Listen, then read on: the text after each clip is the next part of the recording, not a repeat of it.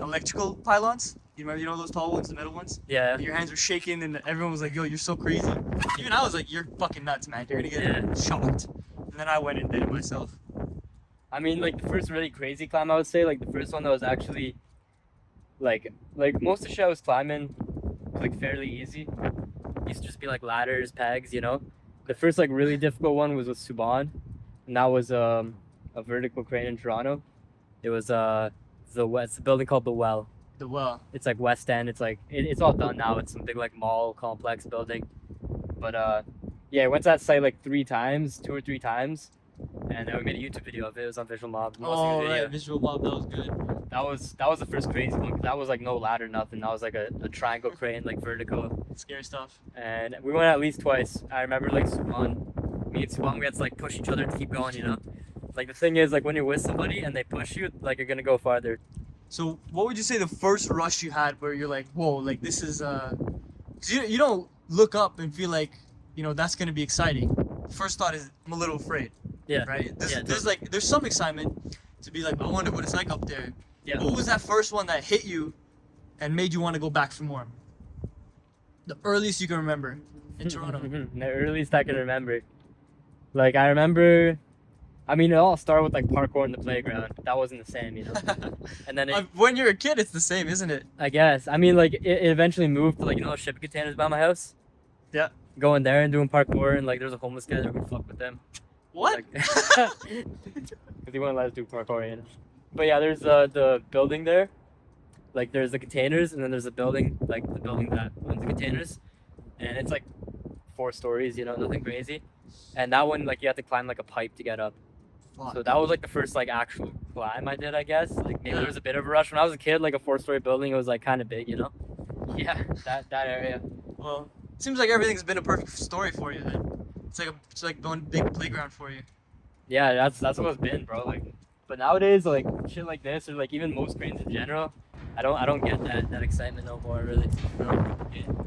Now I do it for the shots, cause like I like the photography aspect, but like it all started from that rush, you know what I'm saying? Yeah. So, you've done it quite a lot, man. You feel like you could throw in the towel now, and be happy with it? I could, but it's like an addiction almost, you know. And like it's not even just myself, but like when other people Yeah. they hype me up, and then when I go to a new city, bro, and there's like crazy spots, and my buddies are like, "Yo, this is doable. This is doable."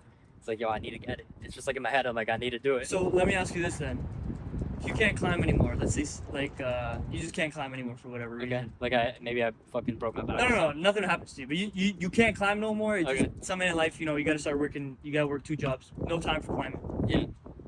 Where do you get your community? Where do you go to kind of relate with people?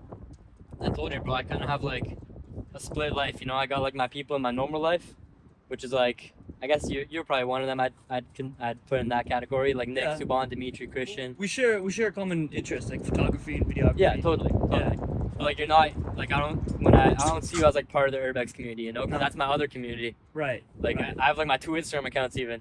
It's like my one Instagram account. I talk to all these other people. It's tough nowadays. You gotta have the niche, so you gotta have like 3-4 Instagram accounts Yeah. for your things. I guess it depends. Like you could just be all in one. I've seen people do it, but for me, like even I just have 2. That's all I need. Works out. You got your 2 things, personal life. Keep it a little But bit they really intertwine because you do Yeah. Climbing in all aspects. Mountain climbing. Yeah, and- arborist. Yeah. Arborist work. Arborist. So you've always kind of been hands-on working with stuff. Yeah. Man, look at that. But I mean, it intertwines in good and bad ways too, you know. Like, yeah, that's fucking beautiful.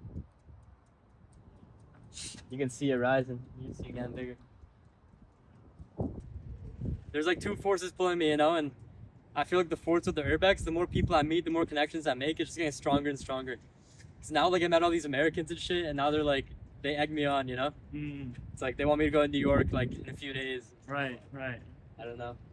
But besides the Urbex, is there any other form of camaraderie? Is it just the Urbex that kind of eggs you on with everybody? It's just my thing, you know. Like any community I'm part of, like I'll make friends. Yeah. So Urbex is my main thing, you know, my big thing. What's kept you in it so long?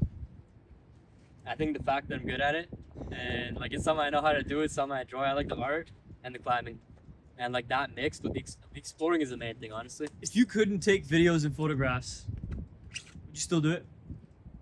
That's a good question. In the past, 100%. Nowadays, I'm not sure. If you couldn't talk about it, would you still do it? Yeah. Yeah. If I could, well, if I couldn't talk about it to normal people, if I could still talk within the community, then yes. Not even in the community. Not even in the community. If it was just It's me just by myself, just you, man. it would probably be way easier for me to leave. Right. Yeah. Mm. If I'm soloing it, yeah, I think so. Do you think that's what'll happen to you? You'll find something or someone that just takes it over, or it's not in your sights yet? I think when I get older, yeah, I'll have different priorities, different goals, and I think it'll take somebody talking me out of it to an extent. Like, But you know, nobody can get talked out of nothing. no, No. but I think once I grow up and have more responsibilities, then I can't like be risking my shit like this, you know. Nah. That too. Like my ex tried talking me out of it, it didn't work. So, and I really loved her. So Well, love's an interesting thing, isn't it? yeah, and it's actually time to go. Okay. Time to go up. Let's see it. Let me make sure the conditions are right. Yeah. Yeah.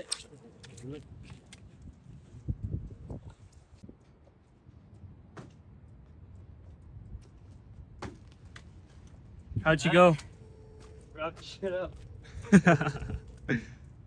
No cops yet. No? I'm gonna take a picture at the bottom. Okay. One level down and then. Yeah, dude, I'm actually pretty happy with that. Like, I think usually I'm scared of like being seen, so I rush it and I don't get the right lighting. But today, bro, on top of it, his lighting's perfect. How's yeah?